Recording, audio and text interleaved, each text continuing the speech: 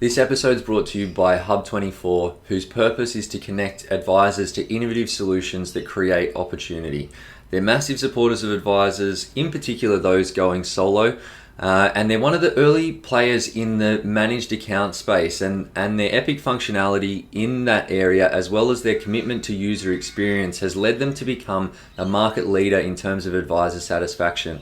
I can speak from personal experience when I say their BDM team are total legends, and they're there to help you work through the best solutions for your business. So you can check out more information at hub24.com.au. This episode is also brought to you by Centuria, who are a boutique, ultra high-performing fund manager. They've won pretty much all the awards there are to win. They've got a bunch of 5-star rated funds, and they're heavy into technical support for advisors around their products and strategies. On top of that, they're just an awesome group of people, and they've got a dedicated team there to support you. And if you haven't already spoken to the guys at Centuria and heard about what they do yourself a favor and reach out. G'day, and how's it going? What do you know? Strike a light. Berin, what's up? What's happening, Clay? Super natural there. Mate, tell us a little bit about this Latvian pool shark business. So we've been mates for a little while, but I didn't know this about you up until literally the other day. So what's going on? Is this a secondary income source for you? Is it white man can't shoot? Like what's going on? What's going on? No, this is a little secret that I kind of just keep on the back burner. Yeah. Just pull it out at random times, you know. Yeah. Look, yeah. I mean, to all the Latvian folk out there, you know, and I'm sure there are many of you listening. Massive community. I play or used to play a little Latvian game of similar to snooker called Novus. Novus. And I used to play with my grandfather. So very cool. He was the Latvian Australian sports president. What? So as the eldest grandson, I had to represent, and that meant in all sports as well. So basketball, swimming, athletics, and Novus. I got dragged into that somehow as well. But to be honest, I was just playing against a bunch of geriatrics, and I was the only one who had some good eyesight at the time. The only one without the shakes. That's it. But they were actually quite good with the shakes as well. So how does it differ from, say, snooker? So snooker, this one you play on a square wooden board. So pockets in each hole, in each corner, and you play with wooden pucks. Wooden pucks? Wooden pucks. That's so you right. and you hit wooden pucks. And so you hit a big wooden puck onto a bunch of 8 little wooden pucks that are lined up on the opposite wall. Yes. And you've got to sink all those little wooden pucks. Now it seems easy when you look at it, but there's a lot of intricacies involved with this. Yeah, right. Yeah. Is it kind of like air hockey? Like that, hitting that puck around? Similar. Yeah, Similar. right. Yeah, similar vibe. Yep. Pool/air hockey. That's it. Man, That's it. Well, Novus. So this might be the next big thing, right? We can incorporate air hockey and Novus together. We get the tables with the little air blowers going in. Hell yes. And Dude, something interesting I learned about Latvia the other day. They've got crazy average height, right? Like out of all of the of Europe or something. It's like the tallest people of Europe or whatever. Yeah, especially the women. I believe the women are the tallest in Europe. Right. So my wife is Latvian as well, Latvian Australian. Didn't intentionally go out to meet a Latvian girl, as you know, just so happened. But she's 6 foot, and I think that's pretty much the average. So yeah. Crazy, man.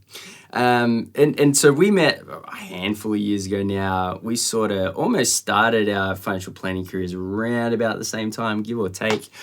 And you've had a pretty cool journey, as far as, being qualified education-wise, and you had quite a bit of experience in finance before you came across to financial planning.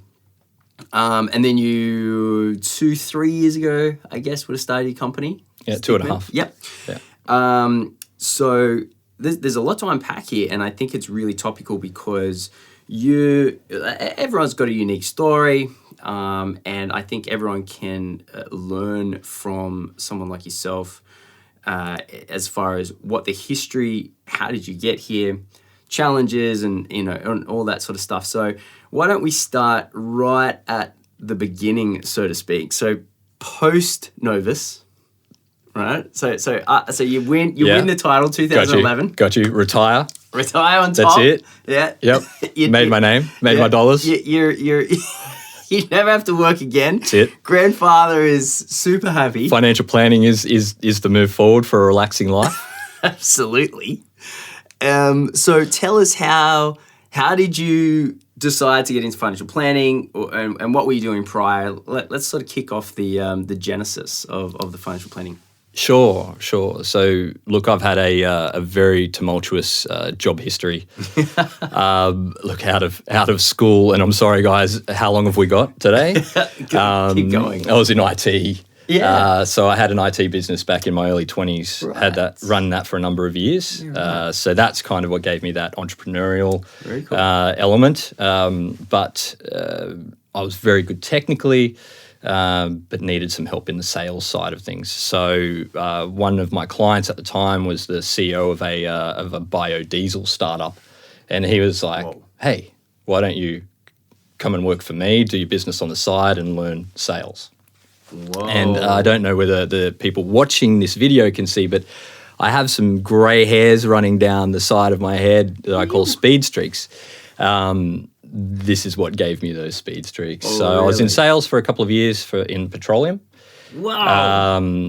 That's a weird sidestep, man. Really weird this tangent. IT really weird tangent. entrepreneur, Yep. and then I'm going to go sell petrol. Yep. That's so weird. Yep. Yeah, and it's in startup land as well, so it was renewables. What? So that was a very interesting journey, but it was a number of years without much sleep. Wow. I then had the opportunity to, I jumped out of the industry. It just wasn't for me. Highly, for those in the petroleum industry, I don't think there are many listening.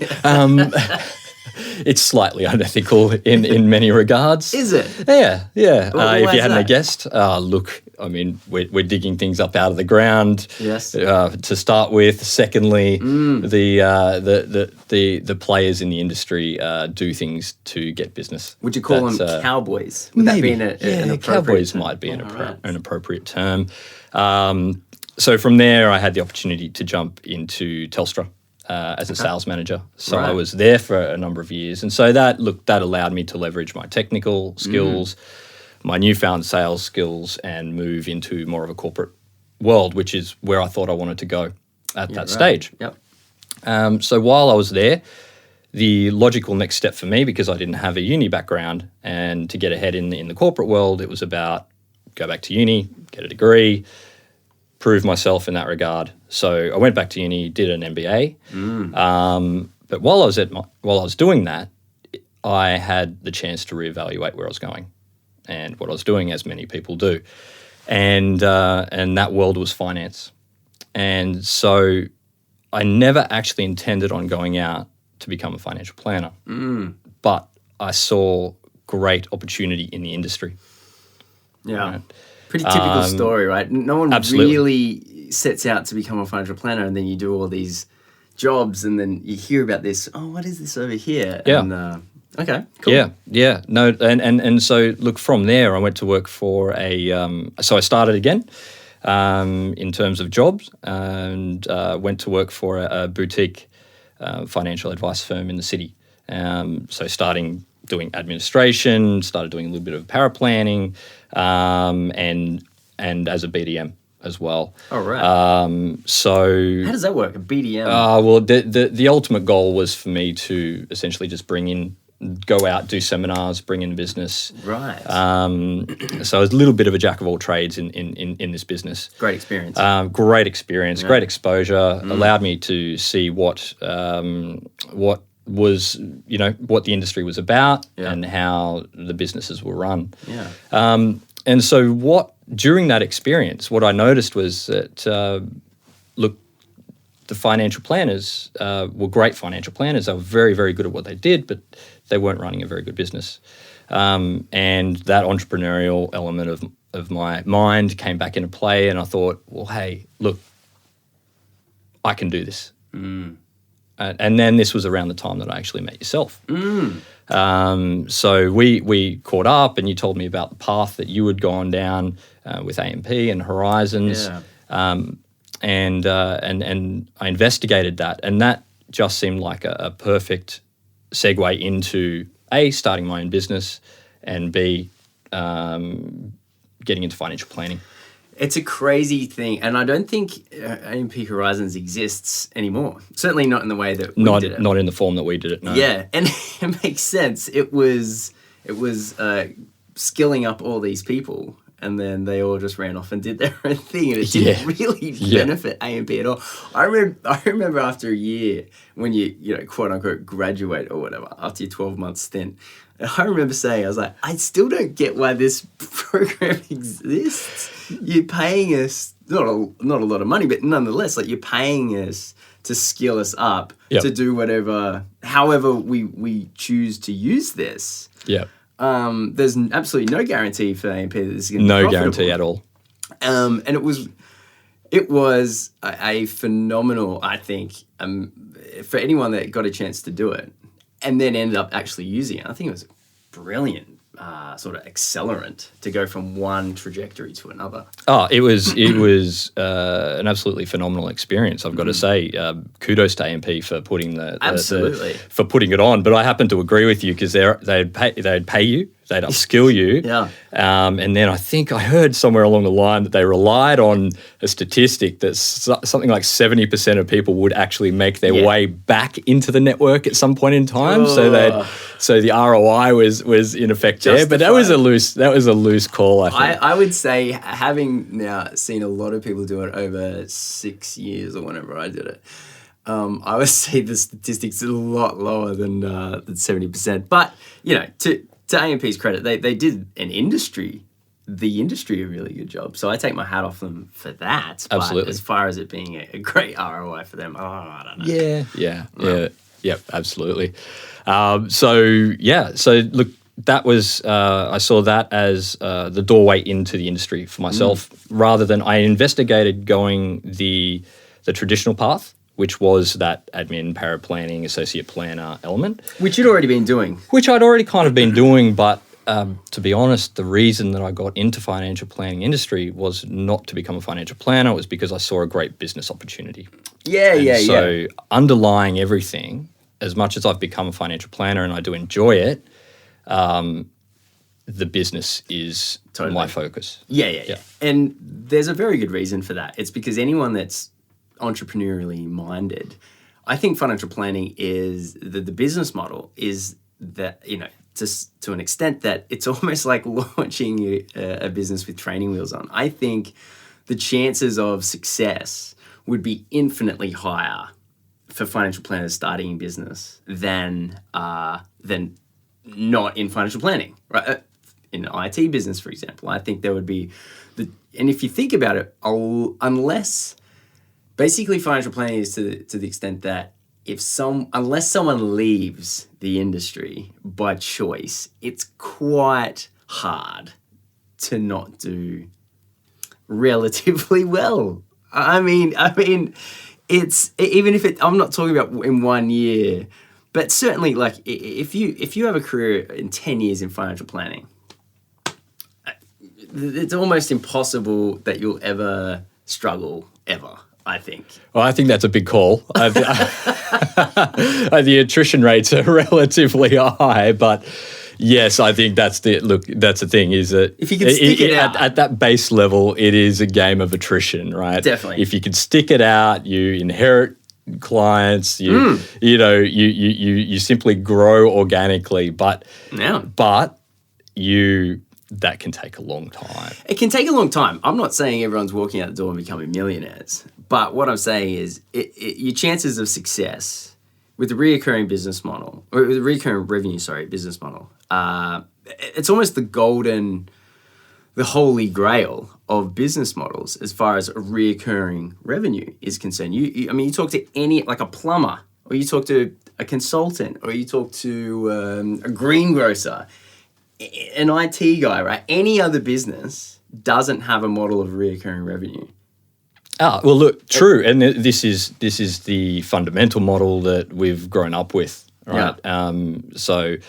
But ultimately, it all comes down to how you build your business and the model that comes behind that. So, and this is where we've got a bunch of young people out there now trying to challenge that concept. Looked at the basic revenue model, fee for service. We're getting away from commissions. We're trying to drive the transactional element out and build a long-term revenue source at the moment. So I mean, I'm very excited to see where things are going with this industry. I mean, obviously, we've got a lot of challenges ahead of us, and it's a very volatile environment. And that's what's driving people out as well. Is just simply, you've got a one-man band. You're trying to do everything you possibly can yourself. And this has been my challenge up until recently.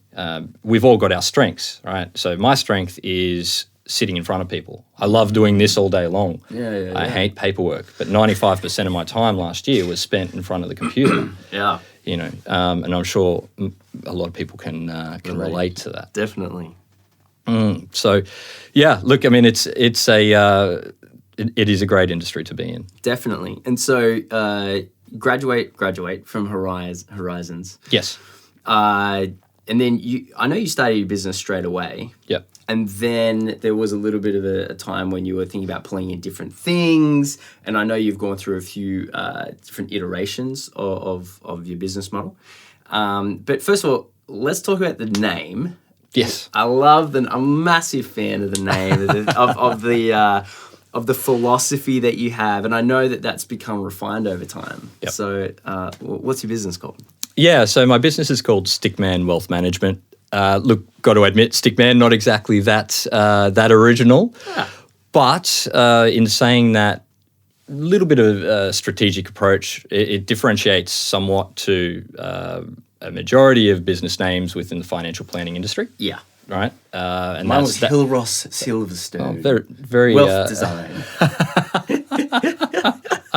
Yeah, but see, that suits you, mate. This is you down to a T. Yeah, totally. Yeah. Very prestigious. Yes, very prestigious. And so that was the thing. I needed. My target market is Gen Ys, Gen X, Gen Ys, and I wanted something that they could relate to, something that, and as much as, I'm trying to actually keep myself out of the picture here as much as possible. Totally. So I want people to know the business, not me. Yeah. I want people to call Stickman Wealth for help, not Berin Delforce. Yep. So I keep that in mind with pretty much everything I do. Yep. And so Stickman Wealth, where did that come from? So Stickman is very simple, and your finances should be very simple. Okay. So there was a step before that. This is how I learned to build a business plan. All right. Yeah. So the head is strategy, the body's marketing, the arms are your legal and accounting, and your legs are your operations, right? And they all fit into this nice, simple, dynamic picture. Yeah. And a business plan should ultimately be very simple. Yes. Right. It's no different to your personal finances. I mean, your personal finances are ultimately just a miniature version of business. Totally. Right. And you should run your personal finances like a business. Totally. You should have a P&L. Yeah. You should have a balance sheet. Totally. You should have a cash flow statement for yourself. And so fundamentally, it's nothing different. So the way that I looked at it was that the head is your cash flow. I was going to build a heart into the equation, but putting a heart on the Stickman's is just a little bit hard, but we'll get there, right? But you can't have, your heart is your lifestyle. You can't have your lifestyle without the cash flow. Right? Totally. Well, life choices are money choices, and money choices are life choices. Totally. Exactly right. And it's a virtuous cycle or a vicious cycle. Yes, and virtuous. Yep, absolutely. And so your arms are your superannuation and your risk, and your legs are your investments, and that takes you to where you need to get to, and it should all form a very simple picture. Totally, man. Great name, and so you launched 3 years ago. Yep. And talk to us about where you started, what you were thinking, what were your early challenges? Yeah, look, I mean, it comes back to I built a killer business plan for this thing, right? And the difference between planning and execution. Yeah. Right? Yeah. I think I'm going this way. I've built a great business plan, but it just never happens that way. Yeah, totally. So I actually, having reflected upon the last couple of years, I've actually achieved the milestones that I've set out to achieve, but I've just not done it in the way that I plan to do it. Yep. You know, some months are massive grinds. Some months you make great momentum. I mean, the challenges straight off the back were, I'm not a compliance guy. Right. So, you know, getting out there, and I had these plans to go out and you know, I'd put great thought into my branding and my marketing, and I was going to go out and be this great marketing firm. Now, this is the one thing that I actually haven't done any of in the past 2 years. I've spent my entire time working on the back end. The processes, the underlying, you know, the operational efficiencies of the business, all that good stuff, right? Yeah. But I'm happy to say that we're finally over the hump now. I've finally brought on board another planner. Awesome, man. Who's a fulfillment planner, and he will be looking after all of that back end. Which allows me to come and do things like this. Yeah. So, because I know what it's like. You as a sole practitioner, as a new to the business world, you need to attract clients. Yep. You need to engage them. You need to offer them something that makes their life better, so they become a client. Then you need to execute repetitively. Yes, consistency. Yeah, right? Yep. Then you need to do the whole thing. Yeah. And so it is an awkward moment when you've got nothing left to implement, or, you know, for that week or that month. And you go, oh, I need to start again. And so you initiate marketing 101, attract, engage, provide value, and then implement. And then, of course, we get this situation where it's super lumpy. Oh, very volatile. Super lumpy. So, you know, you've got 3 coming through at once, and then you've got nothing for the next month. And then, you know, and what's weird about that is you get all this cash coming through when you've got nothing going on. And you're like, I'm living the dream. How good am I? I don't even need to do any work. Book all your holidays. Yeah. All this cash flows through.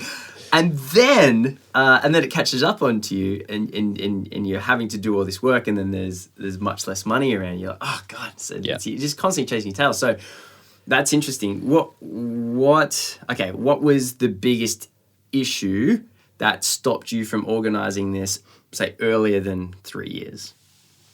Organising the marketing? Or organising my... the new planner. Organising the new planner. Yeah. Look, when you start out, you don't have a whole lot of cash flow. Correct. Right? So as the business owners here would understand, you probably go through a number of years and you're not exactly paying yourself. Yeah. Right? Totally.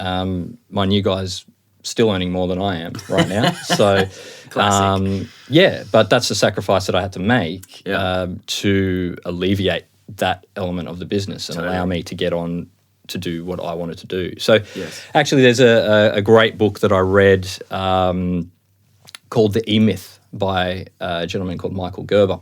Yeah.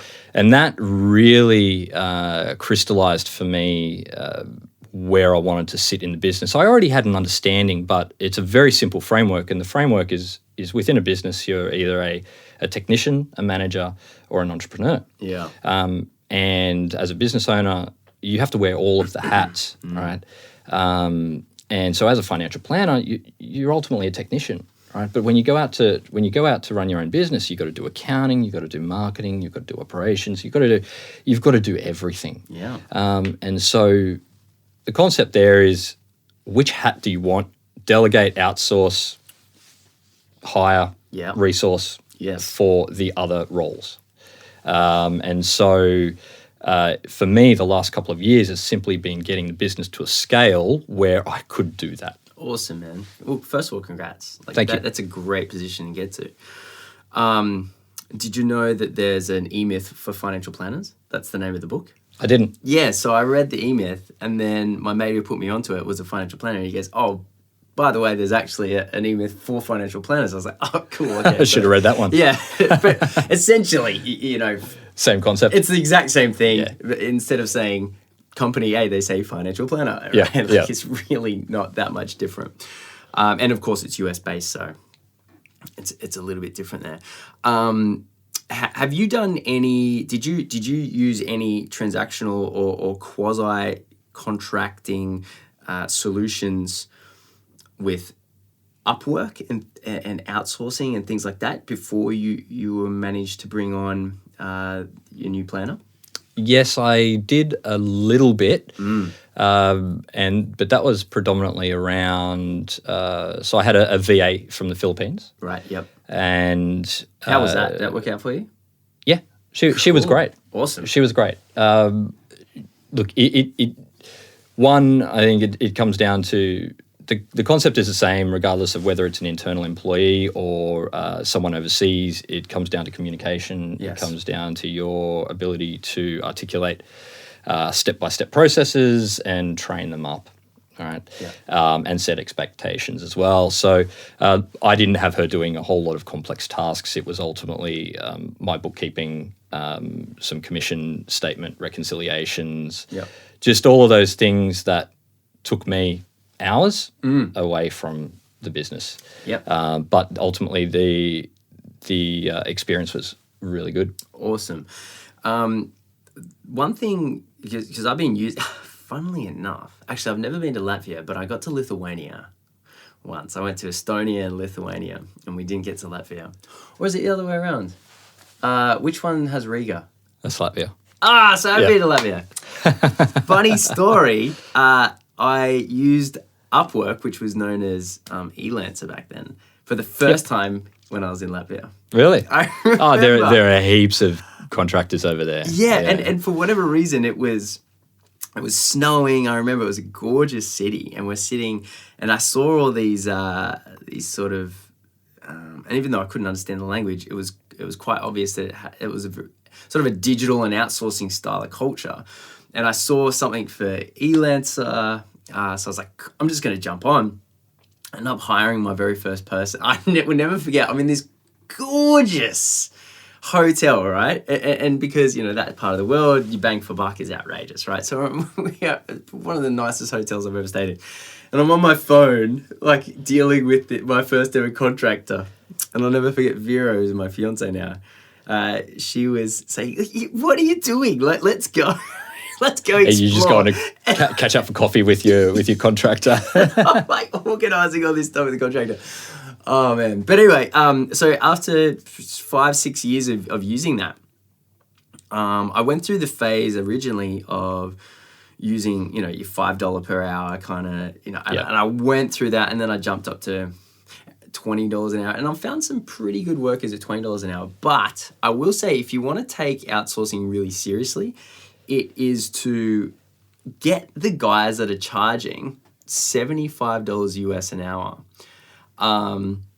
especially for marketing.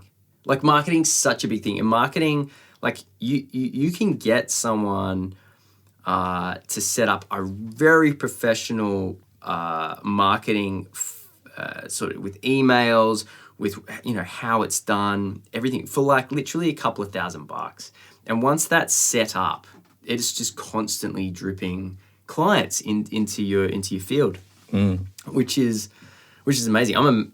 The longer I've been using Upwork for, the more of a fan. We wouldn't be able to operate without. Or my new business wouldn't operate without Upwork. XY Advisor wouldn't be able to operate without Oh no, we got M. Sorry, M.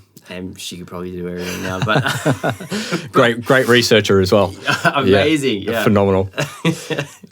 But yeah, so it's pulling yourself from working which was your point and the whole point of the E-Myth, from working on the business and working in the business. So you see yourself The old cliche. Yeah, but you see yourself definitely as the person that should be working on the business. Absolutely, and just to add on to what you were saying about the e-work, the contractors, our outsourcers, you've got to get creative, right? You've got to spend time getting creative about the things that you can actually send across to them, because you can actually send a lot more across to them than you think you can.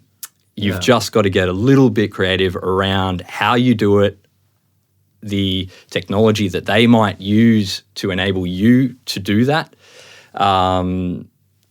If you need spreadsheets built or things like that. So recently I needed a spreadsheet done that was I could have done it, yes, but it was going to take me 3 to 4 hours to do it, right? I put it on there for $5. Yeah. And a guy just built it he built it in probably like 15 minutes. Totally, if that. Yeah. But it's just taking a step back at every juncture and going, okay, do I need to be doing this or can I actually outsource this? Absolutely. And then take the time, take 5 minutes to actually outsource it. Yeah. And these people, I have responses within 30 seconds to a minute of putting a job ad up. Totally, man. It's just ridiculous. Yeah. No, it's phenomenal. Something that us at XY we've been dealing with a little bit lately is data scientists. And that's some amazing stuff, right? So you can if you were to get a bunch of data from your business around, obviously no data that shows specifics, right? So there's privacy issues around don't attach names to whatever it is that you want to find out. But at XY, we collect a little bit of data, but we will be collecting a lot more in order to provide people with personalized reports. That's just something that we're building out at the moment. And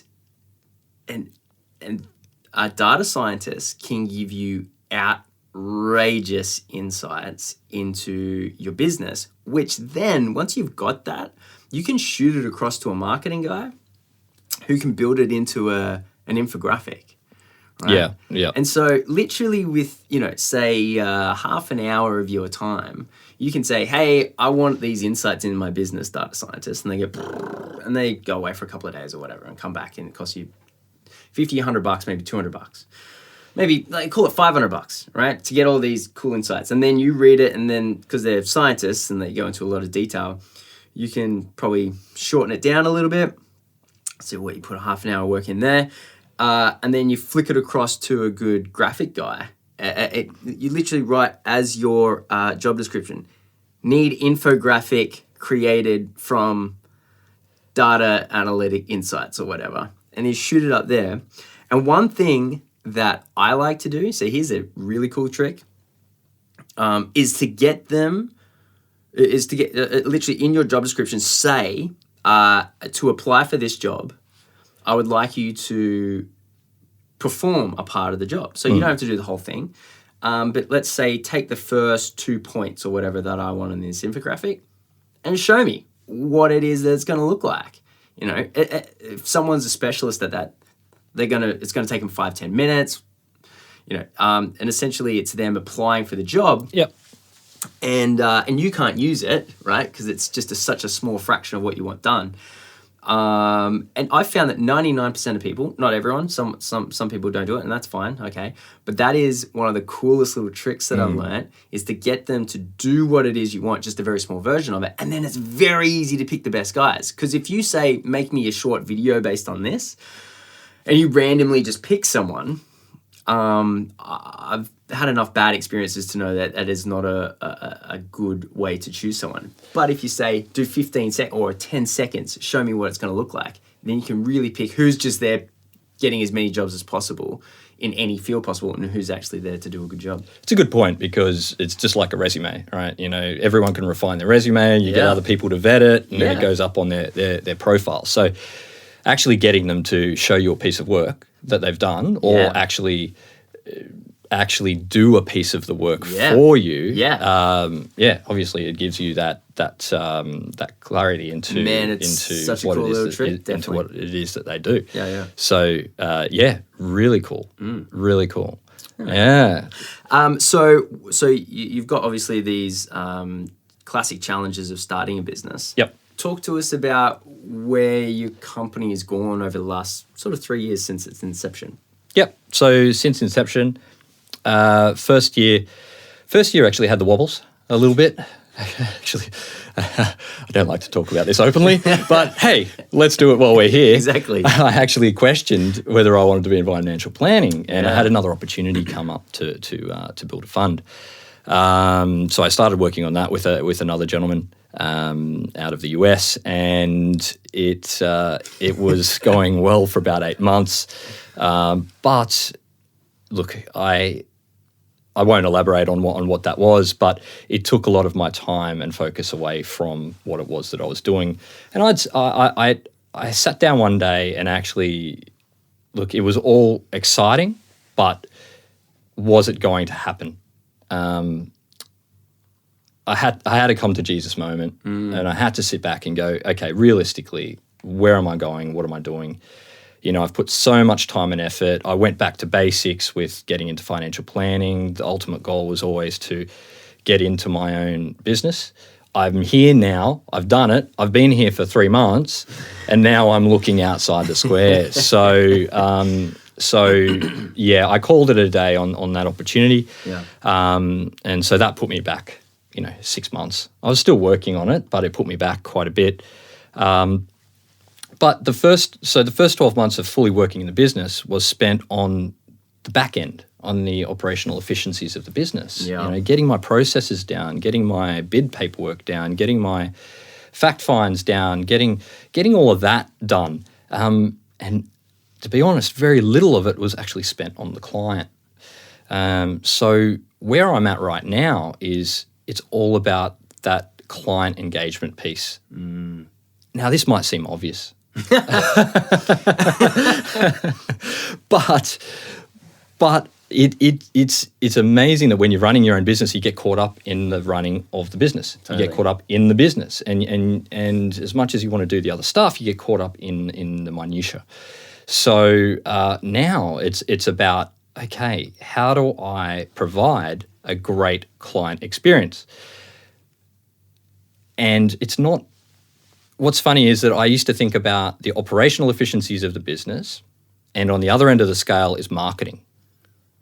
And there's actually a big component in the middle, which is simply, and you were elaborating on this before, which is simply your everyday engagement with your client, that consistency, that relationship that you've built, So you are the value proposition as a financial planner, and it's your capacity to be able to build a relationship with people. Yes. And so that's first and foremost. Then second is providing those clients with a consistent experience. Definitely. Then on top of that, it's about how do you delight your clients. And I'd like to throw it out to everyone who's listening. BDMs, client service people, paraplanners, if you've got any form, we've all got clients of some sort, whether they're internal or external. Yes.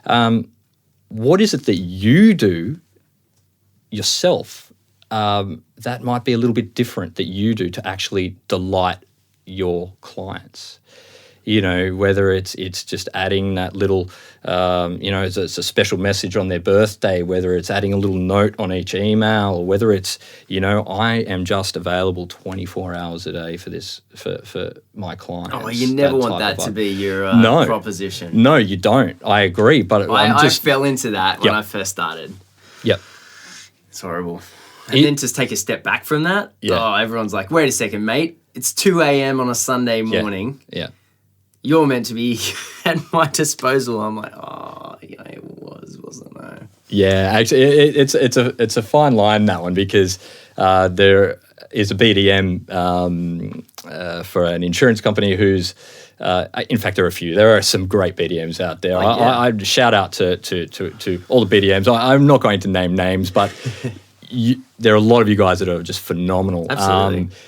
But you know, I send off an email for a re-quote or something like that at like 8 o'clock at night, and I don't expect, because I don't do this with my clients either. Look, you know, if it's something urgent that comes up and they need a response right now, absolutely.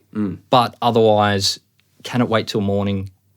Yeah. Yeah, it does. 95% of the time, 99% of the time, it can wait. Yeah.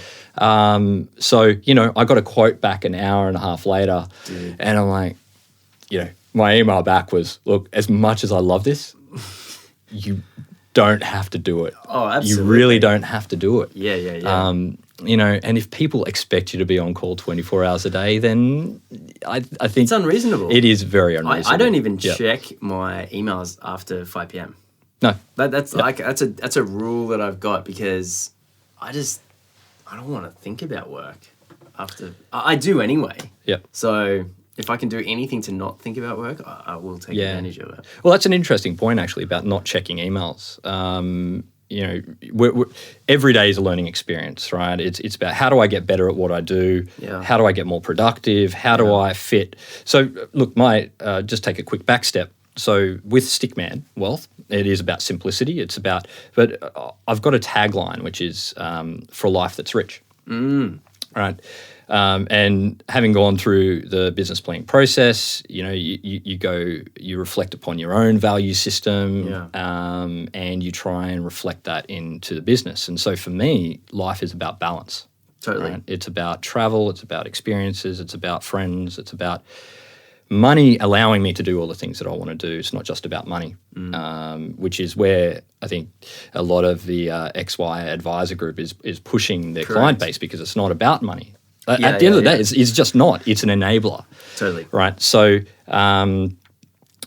so for me, I have to live that in my own business as well, and that means that from 9 to 5, I'm working. It's game on. Right. Yeah. But after 5, it's time for me to go home, spend time with my family, walk my dog, and do the things that I love. And so email is one of those great things that if you've got push notifications on, they come through. It's always like bing, bing, bing. You got to can that. Absolutely. Not you, but like if anyone's listening and still is getting notifications on email, can that immediately. Yeah. Also can voicemail. Now, this isn't just my opinion. You could just Google this. Google Coca-Cola voicemail. And they did a massive study on this. And voicemail is just so redundant. If someone calls you and leaves you a voicemail, but let's say you don't have a voicemail set up, they will call you back if it's urgent. If not, they'll send you an email, in which case it can wait until you check your email next. It's crazy people live on voicemail and email notifications. I mean, in the book that I wrote, that is a major contributor to decision fatigue. Infinitely. And it's going to reduce your ability in every area. Well, you're right, decision fatigue. You know, when you're trying to, at the end of the day, it's about simplicity. Yeah. Right. It's about getting rid of the noise. Yeah. So anything you can do to get rid of the noise, alerts on your phone, news alerts, anything. You know what? Just put your phone in the drawer. Totally. Literally. And then have set times throughout the day where you, look, I've got an hour in the morning and an hour in the afternoon where I check my phone, I make my calls, I check my email, and then you shut it off and you get on with the other productive tasks of the day. Yes. Otherwise, you are just forever reactive. I think reading a book the other day, name escapes me, but every time you get distracted, it takes somewhere between a minute and a minute and a half, I think it is, to actually bring your focus back. I think it's even more than that. Yeah. I remember something along the lines of like 5 minutes. Yeah, I think it depends on the level or the depth of the task that you're actually doing at the time. Yeah. But if you're in deep thought and you're doing something quite strategic and creative, hearing your phone go off in the background it distracts you.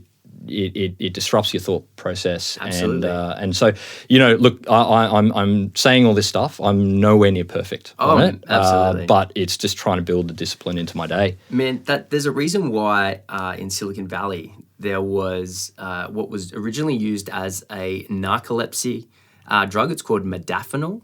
Modafinil is, I would call it a chemically induced flow. So when you get into the flow where you're not distracted at all. So Silicon Valley was massive on modafinil, still is. So it's something that has no known side effects. So it became really popular. The guy that has built the Bulletproof Coffee company, he used to have it on his LinkedIn. He's like, I take modafinil every single day and have for the last 7 years. And he did the Bulletproof Coffee after he sold like this $700 million business or whatever it was, $300 million business. I can't remember, hundreds of millions of dollars business. And this guy was such a massive proponent of it. But then you get guys like Tim Ferriss who are like, well, if you're getting biological advantages without, you need to have a deficiency somewhere. And so it's certainly not that everyone should go out and do it, but I think the fact that became so popular and is so popular is a direct result of our inability to focus. Crazy. Yeah, and it's just that people need to take a drug developed for narcolepsy to offset our now pleasure and reward systems to check our phone every 13 seconds. The average time between checking emails for people is 18 minutes. What the hell? Yeah, we check our phones. It's something like 100 times an hour. What? Yeah, something like that, right? I mean, what is going on? What is going on? Yeah, but I mean, if you have to start taking chemical agents in order to improve your day to day, it's a bad sign. And having done the MBA, I am familiar.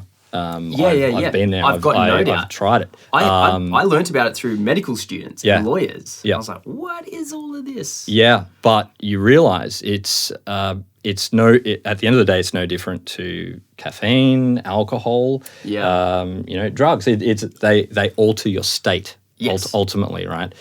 They don't fix the problem. They alter your state to allow you to cope with whatever it is that is happening in front of you. Yeah. And so that's where you've got to put in place strategies to actually reduce the noise as opposed to cope with it. Absolutely. Yeah. And we, like, modern day life, man, is just literally, we all just give up and you're a passenger, right? Yeah, absolutely. Coffee in the morning, alcohol at night. It's just like there's no real deviation from that, which sucks, I mean, obviously I could do infinitely better. But the client experience that you're now trying to develop, what does a perfect client experience look like nowadays? What does it look like? I can't answer what a perfect client experience looks like. Yeah. It's something that I'm developing, but I'll elaborate on where I'm going and what we're doing. So, look, it's about one. Again, it's not about finances anymore. It's about how do I get involved in, and this is where you came from straight off the bat, right? It's the goals piece. It's the why. Okay, the old Simon Sinek. Let's start with why, right?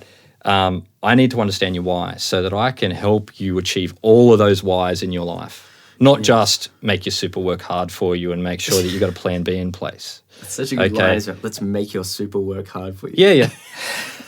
Use that was your value all the time, man. All the time. But, so understanding the why. Understanding the why allows us to engage with them more effectively because we've got reasons to contact them. Yeah. Okay. It's not just picking up the phone going, hey, what's going on? Did you get my newsletter? Get my newsletter? Did you see the performance? Did you get Shane Oliver's economic update? It gives you that excuse to build a more effective relationship with them, ongoing, and understand exactly what does drive them as opposed to your perception of what drives them. So it's all about building that.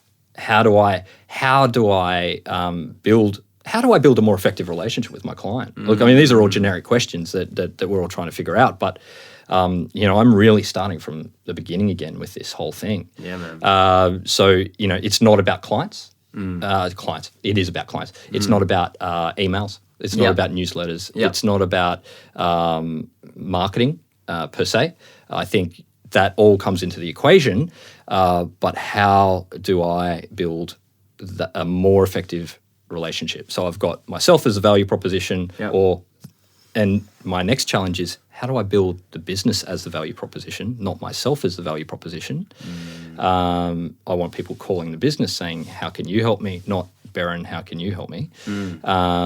So that's challenge number one. Challenge number two is consistency. Consistency is quite hard. Totally. Providing a consistent experience to your clients is actually extremely hard. Yes. Right? And then on top of that, it's the how do we go the step above and how do we delight? It's a big mandate. And this is I'm really only at the beginning of this journey right now. But the more I can do it, obviously the better the business will be. And actually what I've found is, since having Greg on board and taking over a lot of that back end, by virtue of having him on board, it's taken a burden off my shoulders, which has released up mental capacity. And you know what? By simply releasing up mental capacity, the vibes have gone out to the universe. The neurons are firing. The neurons are firing. Yeah, man. And the vibe is out there. And I've just started getting referrals. Dude, that's so awesome. It's so weird. It is so weird. But, so it's having that capacity as well. So reducing the noise, having the capacity to actually go out and focus on one thing. Yeah. What part do you want to play in the business? For me, it's about ultimately being that entrepreneur, maybe managerial element. Yes. But so I've now largely gotten rid of the technician element. Cool. And it will allow me to move on to those other two. Facebook groups, have you considered starting one? Have I considered starting one? Yeah. Look, to be honest, I don't know. I don't know where to start. It's on the agenda, but I don't know where to start. Yeah. So I started one for the book going back, maybe 2 years ago, and then I did a bunch of training on how to build this Facebook group and yada yada yada yada yada. Yep. And I learned heaps of cool stuff, and then failed on execution. And the reason why I failed on execution was because I made the group explicitly about me adding value to the group. Yeah. And then as soon as you put yourself up to be a guru, then people are a little bit skittish. They're like, oh, yeah, and they expect you to be the guru on everything. Yeah, exactly. XY Advisors obviously a lot easier to do because we're not the experts, we're the enthusiasts. And so there's I think that works really well in that environment. Yeah. Then you've got, so it's almost like the first group I built was Look at Me. The second group that I was part of building, it was Look at Us. Yep. And it's almost, look at everyone individually. And XY Advisor is more about what everyone else is writing rather than what any particular It's person such a is writing. collaborative effort. I mean, you guys have done amazing things for the industry. Oh, it really has revolutionized things. Thanks, man. And look, and as long as our whole philosophy has been, if we're wasting people's time, we'll just stop, including our own. And we haven't wasted, maybe not much of people's time, but it looks to be more positive than negative. Well, look, I mean, people are joining, people are contributing, and as long as people want to keep contributing, you're adding value. Man, like yesterday was our first day that we've ever had 1,100 people on there at the same time. So there's almost 1,700 people in the group, but that's such a high percentage of people that are within a 24-hour period, which is a lot, obviously. But where I was going to with this is we interviewed Adele Martin, and she did an amazing podcast not too long ago. But in there, she talks about she's got a moneymaker group. Yep. And she's the guru, but she actually, it's not so much her just going on and doing videos and whatnot, what I was trying to do, which was sort of this one-way street, which was this sort of look at me. And it's not this sort of total collaborative, everyone is just there to, and then the only role that we play is sort of to moderate. Yep. She sort of has done, and I think she's done a really good job, and I can see other advisors that are now adopting this. It's almost halfway where she's, I guess, the person that the group is about, but it's very collaborative in that she's just a facilitator. She facilitates and educates. Yeah. Whereas I guess you could call it dictating. Yeah. And then over here it was just pure collaboration. She's done a really good job of halfway in between. And I know for a fact that other financial planners are doing this. And why I think it's good is because, like, let's say, for example, 6 p.m. every Wednesday, you jumped on and answered questions that you received in emails through the week. So instead of going back and emailing these people every time, as a financial advisor, you get so many questions that you could make that the weekly Q&A and do it live, but it doesn't really matter if it's live or not. And then off the back, as long as you're asking questions and then giving people sort of homework, and basically what I'm saying is, as far as engagement process goes, like, Facebook is such a good environment because of what we talked about before. The pleasure centers are already wired for enjoyment. So you're not having to build any tech from scratch. Literally, you just go and press create group. And if you can't even find that button, just Google. Man, I got to reinstall Facebook. That's actually the downside. Yeah, so I was off Facebook. Yep.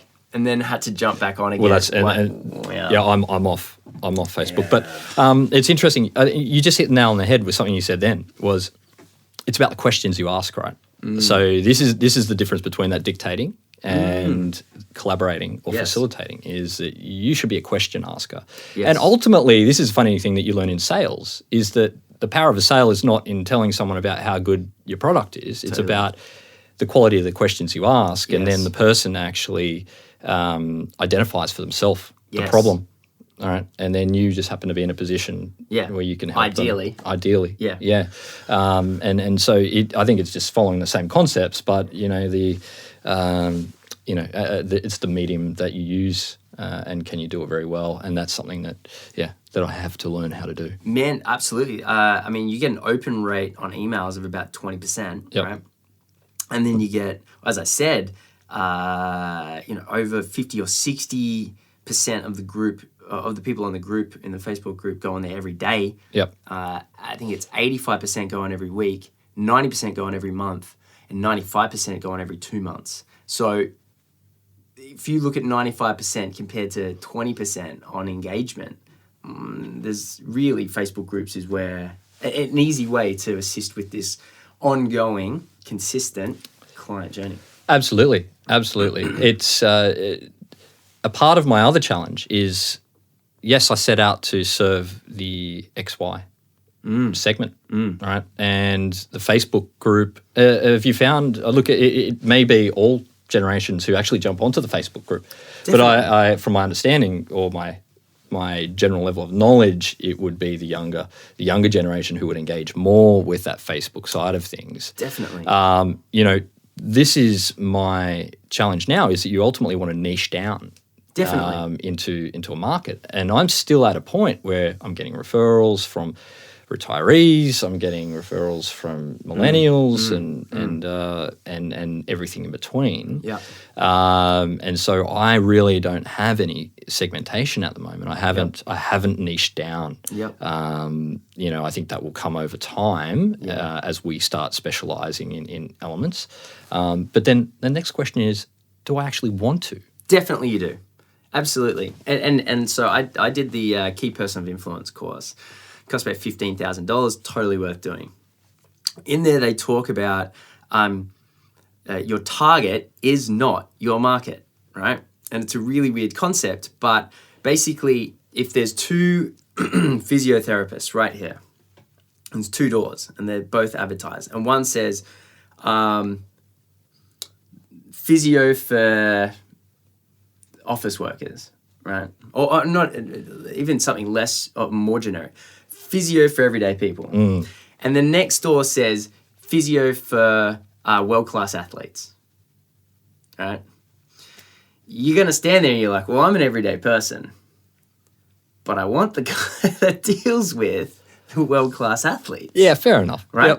Yep. And the interesting thing about niching is that it's not you miss out on clients. It works opposite. You almost if you put your delivery up here, then everyone below that delivery level wants to reach up. It's a weird conundrum. And so not only do you get the world-class athletes because they walk up and they're like, well, that's me. You get the everyday people who go, well, actually, I think I want that guy. You're talking about niching within a niche here. So it's even, it's not, if I put myself out there as a financial advisor for high net worth individuals, right? Everyone wants to step up into a high net worth individual space. Yes. Well, sorry, let me take that back. Inverted commas, everyone. Yes. Right. But and high net worth means everything different to everyone else. Look, and high net worth, in the terms that we're talking holistically in life, right? Totally. So, Totally. Of course, not just financially. I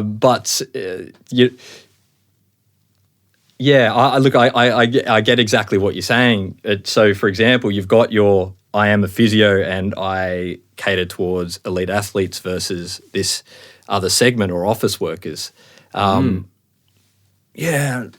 I'm struggling to articulate where my headspace is going right now. Yeah. But I know exactly what you're saying. So in the end, my business, even though I never advertised it as this, my speciality, I actually ended up working when I was financial planning with people in the finance industry. They ended up being my clients purely by referral. Actually, and I had this really weird subsect of referrals, which was people who were high up in Macau casinos, but that's a story for another time. Is it a story for another time? Definitely. That was weird. But besides that weird little subsect, I was dealing with Gen X, Gen Y, who worked in the finance industry. And what I should have done, if I was sticking around in the industry, I would have said financial advisor to the finance industry. Yeah. On Good my point. LinkedIn, on everything that I did. I should have done that because A, it was true, so that helped. But B, I mean, it's walking up and do I want the financial planner for everyday Australians, or do I want the financial planner for the guy that works with people in the finance industry that would know better? Yeah. And so I think when you're talking about niching, high net worth is probably too broad. Exactly. So, saying things like I work with professional sports people, if you do, then that works because probably, people in the entertainment industry are probably more likely to work with you as well. But the concept is because of digital marketing, you can have a 2-inch wide target market, so very, very narrow who you're aiming for. But because Australia-wide, there's actually heaps of people in that you can now target very accurately via, say, Facebook marketing. Not only will you get your ideal client, but you will get those that are out of your target market as well. So that's not my knowledge. That is completely key person of influence. But I tell you, it is, I think, a very smart decision. Yeah. To any business that chooses to niche. do it. Yeah. Yep. And I don't disagree with you at all. It's now just about finding that. Yeah. Who and where and what do I actually want to target? Yeah. Because you go in initially, and I think this is what you were saying before, was you go out initially and you're like, I'm the financial advisor for the XY market. Yes. Right? Who isn't? Yeah. Who isn't? Now it's about it's then just niching. It's then about, okay, well, and how do you niche? Because it's like, well, I'd like to be a financial advisor to the financial services industry, Yep. right? But you seem to just find yourself going down that route. So, it's a fine line between what you'd like to do and what actually ends up happening. Yes. So yes. yeah, it's I'm curious as to how. Well, I've got to figure out as to how I go about my marketing to keep it broad enough. No, go direct. But niche enough to go. Okay, well, I'm choosing a subsector here. Yes. It might cover a couple of things, or like you just said, do I just go, hell for leather on one? Yes. And definitely. Okay. Done. Definitely. And either that or pay the 15 grand and KPI will Do do the same KPI. thing. Yeah. I hear good things. Mate, yeah. Oh, I've done it. Ben's done it. Phil's done it. Backy's doing it. There's a handful of people that have done it, and they'll probably all tell it. Peter's done it. Yep. Done it titties. Mate, well, this has been great. Are we finished? Well, Man, I could talk all day. What's the time? It is 20 past. 20 past 10. Okay. Yeah, we should wrap up. Yeah, well, the next guest is going to be bashing down the door. Oh, okay. Relatively short. Bring him in. Let's get some espresso martinis happening in here. Mate, so last couple of minutes, let's share anything that you would really like to talk to people about specifically. Do you have a message? Is there anything that you would like people to go find out about you, or is there something you'd like to collaborate on? Or Yeah, look, I'd just again just reiterate what I was saying before. Reach out to your audience and find out what you do special for your clients. BDMs, paraplanners, client services, financial planners, anyone. Yep. What's your secret? Yeah. What if you're willing to share it? That is. Yeah. And maybe we can compile a list and share it. Yep. That would be absolutely brilliant. So otherwise, if you would like to get in contact with me, my email address is hello@stickmanwealth.com.au. I'd love to hear, if you want to shoot me any of these tips directly, that's fine too. And love to catch up for a coffee, and network and get out and meet as many people as I can. Awesome, man. Well, thanks. Well, I think you had a really cool journey. I'm interested to see how it unfolds for you, mate. Thank you, sir. Thanks for having me. Very welcome. Thank you. Bye.